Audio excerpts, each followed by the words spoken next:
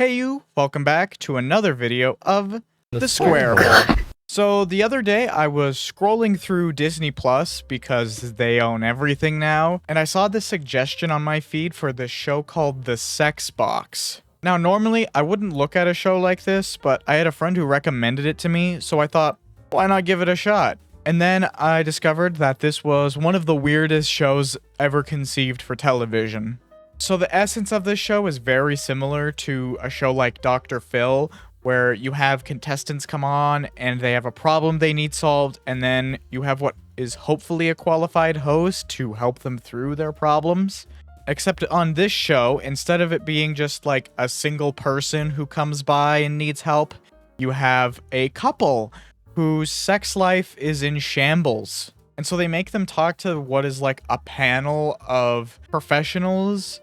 Like, they have this pastor, a psychologist, and a sexologist. What even is a sexologist?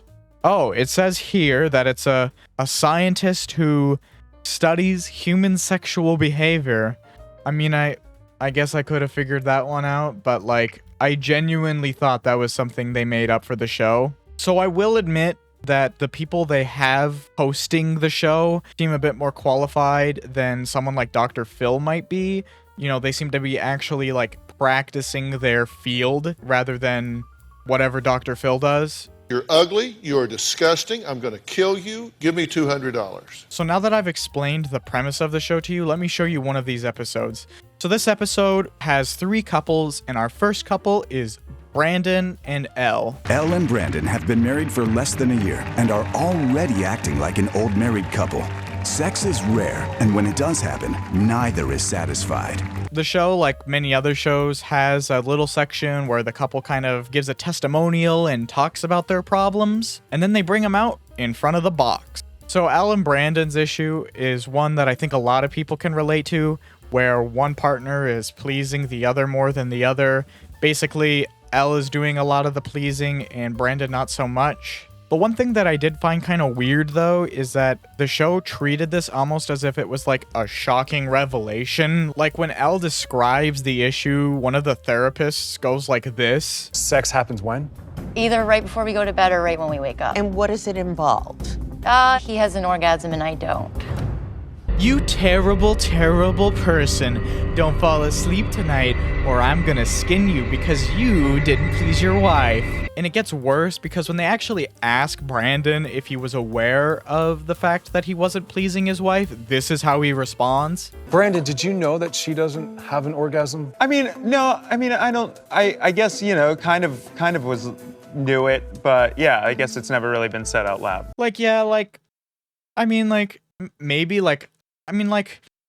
Yeah, I actually knew I wasn't pleasing my wife, but like I didn't know that, you know, like maybe. So my genuine impression of this entire interview is this is a discussion Brandon never tried to have with his wife before coming on the show, and he seems to have like no idea what's going on. Well, I would like to make her have orgasms more. Why do I not believe you? I don't know, maybe you're a suspect individual? I don't know. I don't either. What do you mean he's a suspect individual? And the way he says, I'd like to make her orgasm more, sounds like he literally just came up with the idea. How can I make my wife happy?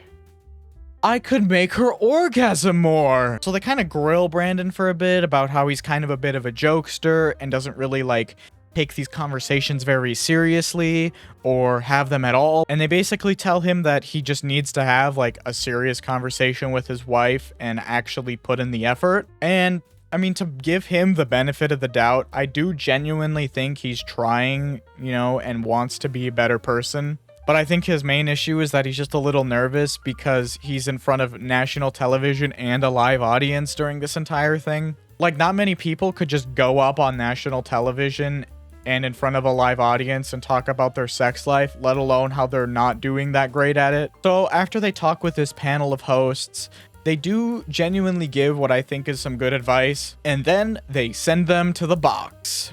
So the main purpose of sending them into this box is because after they have sex, oxytocin is released into the brain, and then they feel the most emotional and open. Actually be in your bedroom and help you with this, we would, but we can't. And so that's where the sex box helps us. Because after sex, the oxytocin's at its highest. And supposedly that's like really good for the therapy. But am I the only one who thinks it's like a little bit weird that the box is like on stage and they're basically just fucking in the other room? I mean, to be fair, no one can see inside the box, but they do time them. And so while they spend the time in the box fucking, the three hosts basically go over essentially what they already talked about with the guests and their general thoughts on the couple. I mean, they basically point out what we already could tell by just like watching the show. I don't think she's comfortable being deprived. I think she's familiar with it. Yeah. One thing I do wonder is like the box soundproof, like is Brandon in there just going at it and then he can hear the three hosts kind of talking shit about him? Like when one of them says something and the audience starts clapping, like can they hear that? The way your partner is when they propose to you is the way you should expect them to be after you get married. Right. Don't expect marriage to change you. All right, honey, you know, after hearing what those people on stage had to say to me, I genuinely want to make a commitment to making you feel... Oh my god! What the hell was that? So then they come out of the box, Elle gives Brandon a score on how he did, and to be fair, he actually did not too bad. And so after that, they send him on their way. I do genuinely think that this show has helped this couple, but I think also regular like relationship therapy would have as well. But that's only our first couple. So in between segments with the couples, they fill the time with this sex box on the street thing, where they ask couples questions about their sex lives. Honestly, there wasn't a whole lot that already doesn't align with the general theme of the show, except for this one couple who asked his partner to dress up like Batman. I think it would be really cool if you dressed like Batman. Okay, I could do that. I think this segment of the show genuinely helped this couple. So on to our second couple, Rebecca and Dyson, not the vacuum cleaner. I won't lie, when I first saw this couple, a few things ran through my head, like, why does Dyson look like A-Train from The Boys? Why are Rebecca's eyelashes so large? Basically, the issue with this couple is that Dyson wants to bring another woman into the house and kind of into their relationship, but as you can probably expect, his wife isn't too crazy about that idea. And you know, I'm not gonna like shame anyone's lifestyle or anything like that, but if your partner already says no to something like this, it's basically not something you're gonna be able to compromise on at all. I think this clip perfectly sums up who Dyson is as a person. I've been trying to figure out, how do I have my cake and eat it too? Right. It just gives me the impression that he's only focused on what he wants and not really what his partner also wants. So they go out and they talk about the spicy relationship they've had. I'm just looking to spice things up a little bit. What have you done? We've had threesomes, foursomes, moresome, done everything. And while they're talking about their issues, and especially while Dyson's talking about what he wants in the relationship, there's just this undeniable fact that Rebecca is clearly uncomfortable with everything he's saying. I genuinely don't understand how he doesn't pick up on it, because if my partner looked at me like that, I'd know I need to immediately stop talking or things are not going to be good. So then Dyson brings up this Chris Rock bit as like evidence for why he should be allowed to have a wife and a girlfriend. Chris Rock does this bit about old versus new.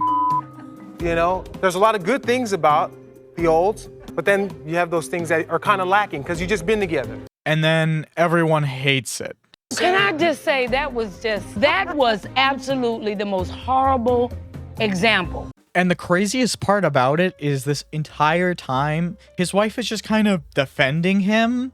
And like, I can understand this to a degree. You know, it's always good to support your partner through whatever decisions they make in life, but not when they're just talking about replacing you. It was a face where the corner of your lips went down. You keep saying things that are hurtful to her, and you keep defending him.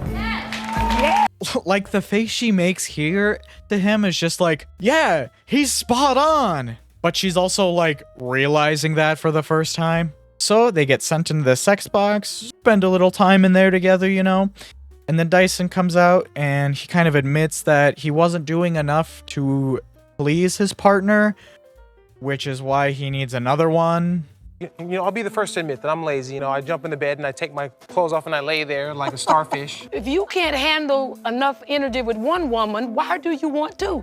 Well, I think if we brought somebody else in, I would be re-inspired to, you know what I mean? And so after this, do you think that Dyson like goes back to kind of loving his wife and rekindling that initial passion they had together and kind of realizes that the vanilla isn't so bad? No. Instead, he's just as committed, if not more so, to the idea of bringing another woman into the relationship. Technically, he says he's okay with it for now, but he does it in a way that makes it sound like, to me, it's just like not gonna last. Can we agree you're not gonna do this? I can't guarantee that. Right now, I'm talking about Right now? Oh, currently. yeah. I'm Right with now. it. Yes, I'm with it. And if you ask me, I kind of bet that things between these two are bound to fall apart. And I don't think that these guys got as much of a happy ending as the last couple we did. But that's what couple number 3 is for. So our third couple, Alexia and Christopher, are also a family. But just like everyone else on this show, they're kind of having some communication issues and just have kind of found that they're losing excitement with each other. So they go on and they talk about how their sex life used to be, but now that she's a mom, she's not as into it. How kinky has it gotten for you two? What's the kinkiest it's gone? You know, when she was pregnant, she was about to give birth. We're in the room and, you know, just out of nowhere, she's like, hey, babe, hey, come over here real fast. So I start getting a blowjob right there. Wait, I'm sorry. Huh? So, yeah, they basically explained to us that the main reason Alexia hasn't really been feeling it as much lately is because she's a mom now. She's explained to me a lot of the times it's, you know, I'm a mom now. It just doesn't feel right. And so they kind of talk about how their sex life can evolve to being more of a romance thing rather than just like having sex with each other. And I got to admit, I think this is pretty good advice for what it is. And so they take this in mind and go into the box. So, Alexia and Christopher, I have one question for you. Are you ready to enter the sex box? I do genuinely wonder, like, what happens if they say no to going in the box? Like, did they just kind of pack up and go home? This show seems to really, like, try to give people that happy ending. There's even this little segment at the end of the show where it kind of shows how they're doing now after the show has been like produced. Like Brandon is now scoring a 9.5 consistently in the bedroom with his wife. And they even try to make Dyson better by basically saying what they already kind of established in the show. And so after they come back out of the box, things seem to have went pretty well between them. They both seem to kind of have compromised on each other's issues. Like Christopher has kind of realized that what Alexia wants in their sex life has evolved to something more like lovemaking. Now that they're a family, Alexia has realized that Christopher's still trying to kind of adapt to that change. And so they both kind of give in to each other a little bit and actually find what I think is a reasonable compromise. And Alexia kind of goes over how her mother was a teen pregnancy. My mom had me when she was 14. My mom decided to not raise me. So when it was my turn to be a mom and to have that experience, I would never do that to my kid. And basically this has inspired her to want to be better for her kids, which I think is a pretty noble goal. And through all of this, things start to get like really emotional. And then she tells Christopher like what kind of dad she wants him to be. I need you there. I want my son to have a father and a father that loves him. And then, yeah, at the end, they kind of make a compromise to each other, kind of commit to, you know, communicating better together and just overall, like, giving each other a bit of slack both ways, you know? So I do think that the whole experience did do them some good. And in the end, actually, they announced that they're having another kid. So, I mean, something's gotta have gone right. We obviously have great news. We are expecting, so we are having another baby, and we couldn't be more excited. So that wraps up my video on the sex box. It was definitely one of the weirdest ideas for a show I've seen, but I think that in all of the ways they could have executed a show like this, they actually didn't do too horrible of a job. But the premise definitely is a lot to initially get past somebody, which is why it probably only got one season. Would I recommend you and your partner go on the sex box? Probably not. I think just going to a regular couples therapy is good enough, and that way you don't also have like your issues broadcasted to everyone in the nation. But what do I know? Maybe you just really want to have sex in that box. Anyways, leave a like and do all that other stuff down below. I have a Google form in the description if you want to suggest video topic ideas. And I will see you in my next video where I light myself on fire and then slowly melt like a candle. Bye!